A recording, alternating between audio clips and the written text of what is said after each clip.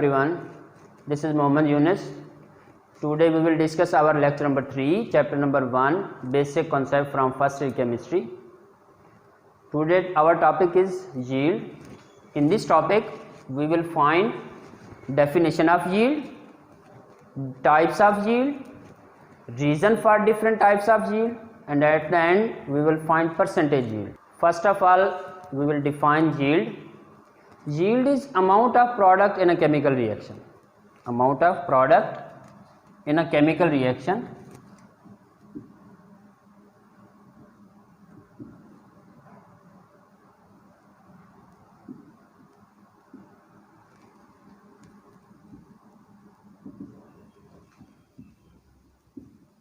Amount of product in a chemical reaction is yield. Next is types of yield.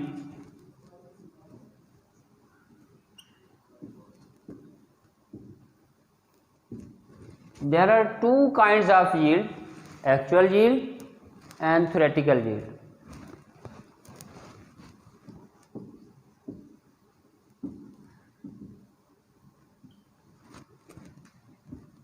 Actual yield is the amount of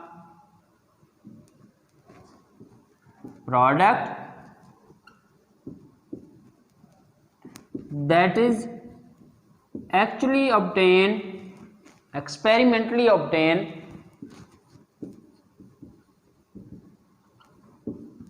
from any chemical reaction. That is actual yield. And second one is theoretical yield.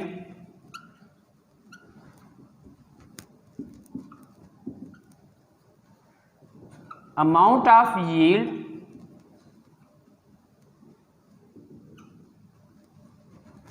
calculated from balanced chemical equation.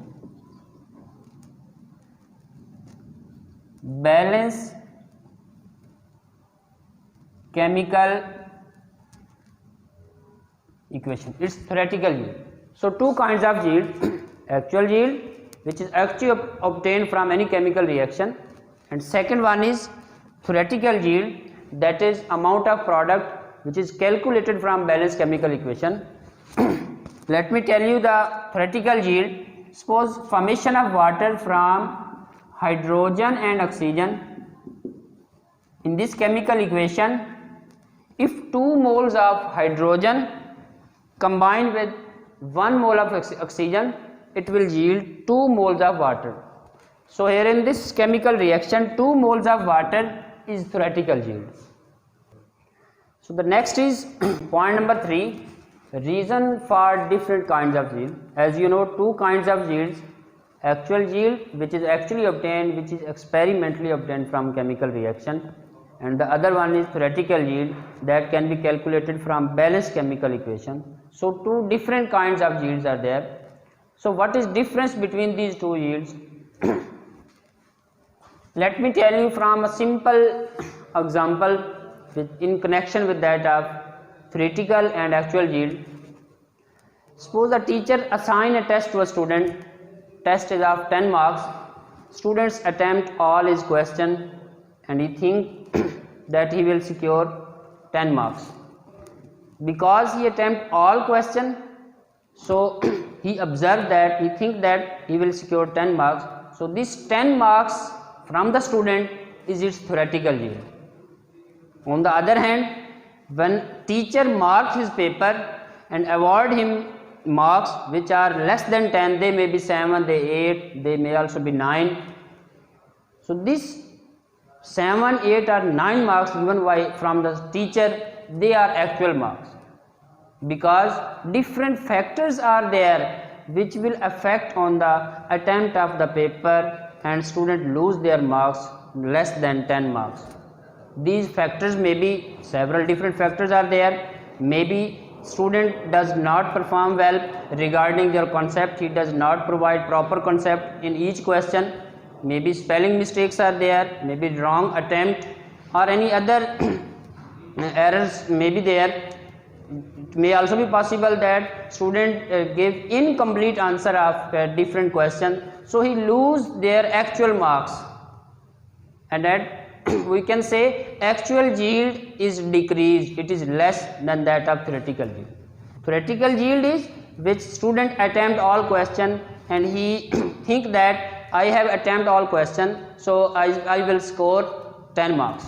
This is theoretical yield, because from questions he calculate all his marks, whereas the teacher when marks the paper, it result back which decrease the yield.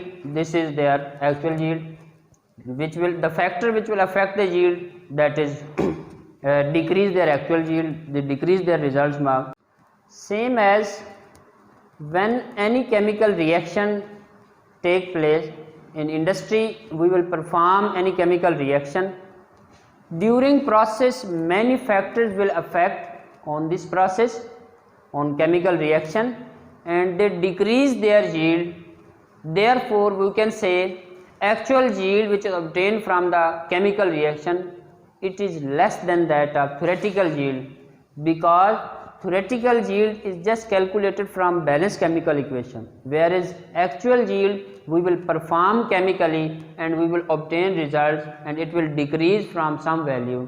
Therefore actual yield is always less than theoretical yield. Which factors which will affect the process during process and they decrease the yield? Various factors may be there, they will affect the yield. Process like filtration affect the yield, separation from crystallization, it may also affect the yield, separation from separating funnel, it may also affect the yield, or any other factor like drying factor, it may also affect the yield. So many factors are there, they decrease the actual yield, and therefore we can say actual yield is less than theoretical yield, because this is experimental value, it is performed value, and definitely these factors may affect over it and they decrease the yield. Further, sometimes chemical reactions, there may be side reaction will take place, reversible reaction may occur and they also decrease the yield, they also decrease the amount of product. So overall the actual yield may be decreased. Last is percentage yield. A chemist is interested to find efficiency of the chemical reaction. How he determine it? It will find percentage yield. Percentage yield, that is ratio of actual yield to the theoretical yield multiply by 100. This is percentage yield of the reaction. So from this formula we can find percentage yield of any chemical reaction. So this is all about yield.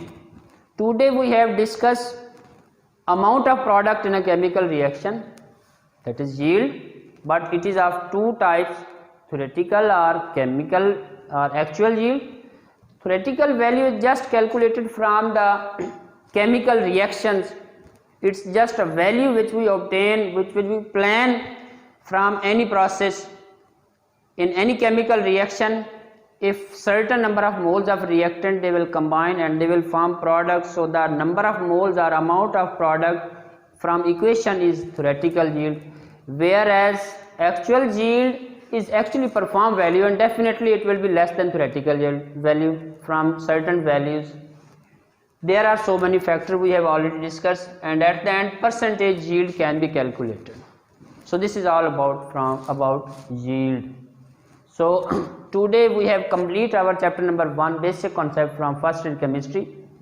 In next lecture we will start our chapter number 2, experimental techniques.